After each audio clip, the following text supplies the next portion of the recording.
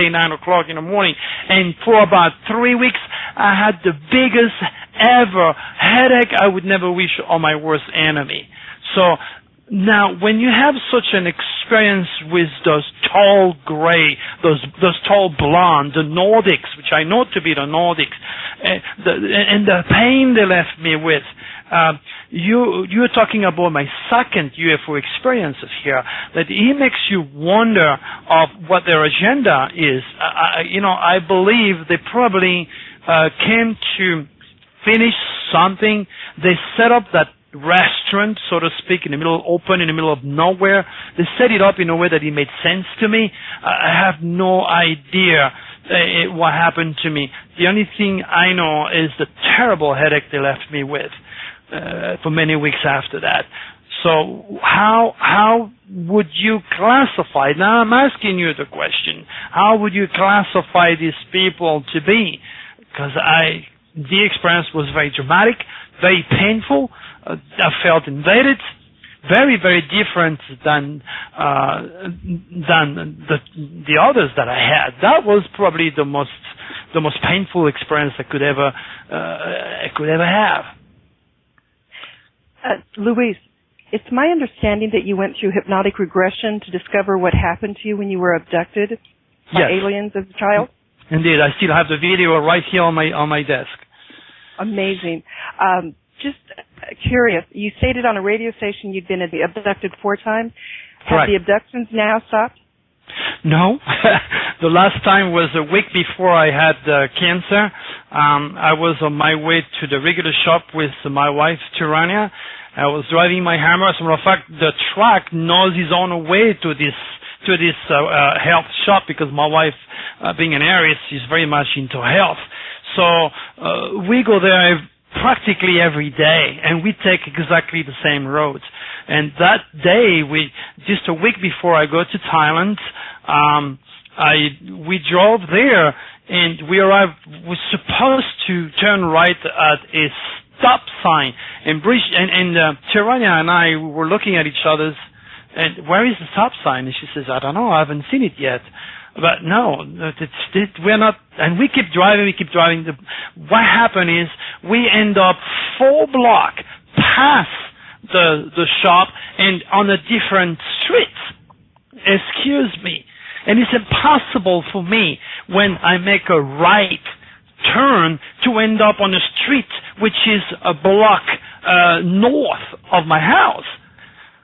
So this is the last abduction that Tirania and I went through, and like my first wife Brigitte, when I told her, and she was laughing at me, I told her that these things happened to me, and maybe one day you will have to go through that. And God knows, poor thing, not only she go through that, but she lost a child.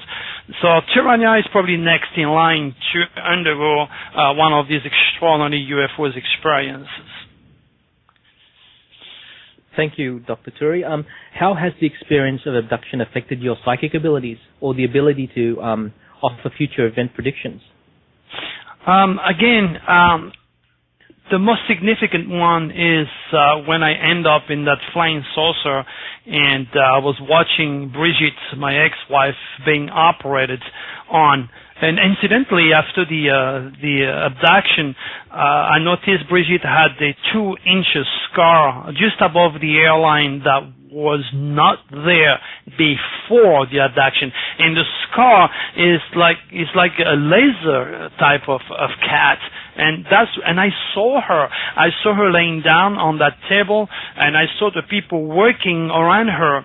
I saw all this on the screen inside of the belly of the saucer. I was walking around, I was looking at the gray, handling all the equipment. The grays are the dignified robots, are the ones that are, cutting the cows and flying the saucer. They are not the management. They are just the workers. They are the ants, so to speak, dignified robots, as I call them. Then I knew I had to go to another room. I entered that room and I sat. And as I sat, something came down from the ceiling of the flying saucer, like a helmet that stops at just above my lips. And then I felt like a mixture of being made of glass, concrete, and steel, and electricity. I kind of imploded, and the feeling, it's very difficult to find the words to describe what an implosion feels like in your body and in your brain at the same time. And the next thing I know, I am driving on the speed bump on the highway, and my wife is screaming, "What are you doing? Pick up your speed, pick up your speed." I was at 35 miles per hour on the highway on the way to Los Angeles, and I said to her, "I'm sorry, where are we?" And she says, "What do you mean we're not arrived yet? I haven't seen the sign of Disneyland. We just left San Diego at 8 o'clock." So I decided to exit, and I arrived on the parking lot, and there was 3 guys sitting on the back of a white Toyota truck having their lunch or their sandwiches. So I went there and I said, "Excuse me, could you tell me where I am?" The guys look at each other and kind of smiling, thinking maybe I was definitely sick or crazy or whatever. And they tell me, "You are at the Glendale Zoo after Los Angeles exits on the parking lot." I said, "Are you joking?" And then I said, "What time is it, please?" And he said, "It's 9 o'clock. Oh, my God.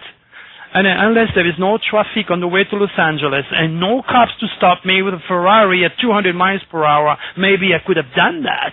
It took us an hour and a half just to go back to the hotel where Brigitte had a beauty pageant to attend.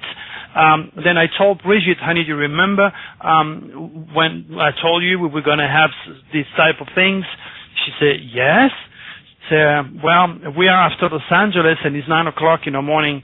She was crying, she was screaming, she was confused, and then she finally never came back home. We arrived at the hotel. She called one of her friends and took off to. We were in San Diego during those days. She took off to Phoenix and divorced me. I guess she had good reason. She was very, very scared. It was very traumatic for her to be launched 90 miles north in a fraction of a second. So, yeah, of course, Dr. Turi, it's a very, very interesting story. And the thing about this is that you have first-hand evidence as opposed to other researchers. But talking about that, renowned researcher Jacques Vallée thinks the alien abductions are nefarious. Yes, you mentioned cattle mutilations. What do you think is the end goal of these abductions, and why they're collecting DNA? Well, basically, they have an agenda. I mean, if you want to start a chicken business, chances are you're going to look for Mr. Best Chicken, male and female. And if you look around you, 99.9 of the people around you, they are not connected with Einstein. A lot of Joe Sixpack and a lot of people that don't have critical thinking. So they are not. They are looking for the best of the best in terms of physical and spiritual manifestation for repopulation purpose. Put it this way, each single star that you see above your head is a sun, and each one of those stars, even though that you cannot see it and it's challengeable in the terms of scientific findings, each one of these stars has a solar system that supports life, but not life as we perceive it in a human form, because there is an endless variety on our Earth of life, and there is the same as far as the ET agenda is concerned. They are looking for the best of the best, and this is why I wrote a newsletter called "Are You a Chosen One?" So if you have that curiosity, that spark, if you have that quality, that gene they're looking for, then you'll be a perfect candidate for repopulation. So they will either abduct you and take your child, or take your DNA, or maybe take you. You know, that's how it works. So that is what I firmly know to be the truth from my own experiences. Again, understand that. Now, the process of cutting cows and investigating their tongue and this and that is to check on the food supply and see how much damage we've done so far in terms of messing up Mother Earth. And so that's more logical than anything else. But one of their agenda is to pick up the best of the human legacy and reproduce other solar system. Makes you think. You obviously You often state that ETs are the gardeners of our world, and they're watching us so we don't self-destruct. Some pass on technological information to advance a purpose, and some protect our solar system from wandering debris. And I believe you stated the moon and perhaps even planets have been put in place by these other races. Is this a fair statement? And does this suggest we're a bit like pets on a farm after all? Indeed. Let's answer first your question. Jupiter happens to be the biggest planet in our solar system, and Jupiter was set, from what they told me, downloaded to me, as the biggest magnet you can have in our solar system. Jupiter is called in Greek mythology the great protector, the great benefic. So as experienced with the shoe comets, before they hit us, they hit the big back of Jupiter.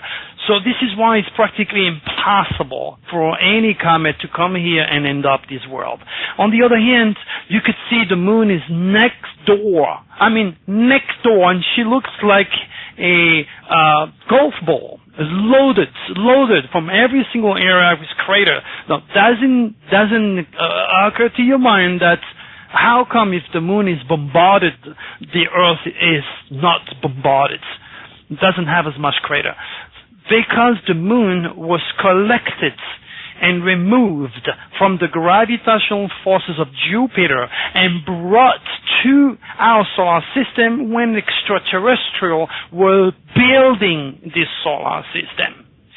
All these craters that you see in the moon are very, very condensed, well-calculated nuclear explosion that are set from different ships to remove the moon without destroying it. And of course, when you have people that tell you the moon is hollow, if that was the case, of course, there would be no enough gravitational forces to create those tides. The moon plays an extraordinarily important part and is designed by the extraterrestrial also to impart the emotional response of humans. If you have the moon, like for example in Aries, you're going to be ruled by Mars, and the moon being so close, the energy will be bouncing on you. You're going to be really fast. You're going to be very competitive and self-centered. If you have the moon in Gemini, like me, you're going to be gifted in communication, in writing, in language, in photography, all the good things that I do. If you have the moon in Cancer, like one of my good friends, you're going to be a better cook than any woman. As a matter of fact, he's one of the top chefs at the Hyatt in Florida. And this is why the problem starts. Sometimes you have a religious mother screaming to her daughter, "My gosh, when I was your age, 14 years old, I didn't have to beg grandma in the kitchen to show me how to cook, and I cannot even make you clean your bedroom, make your bed, or be interested in cooking when you get married. I raised you like a beautiful Christian, and I don't understand you, my daughter. What have I done wrong?" That's where the problem is.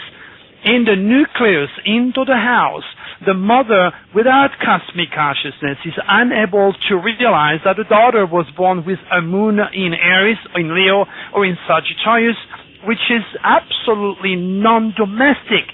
And instead wanted to cook and raise a family, this little girl wants to become an airline pilot. She wants to be a fighter.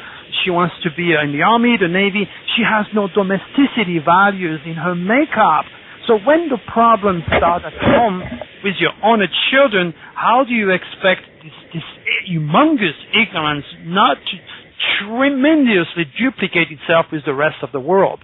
And that's what the moon does.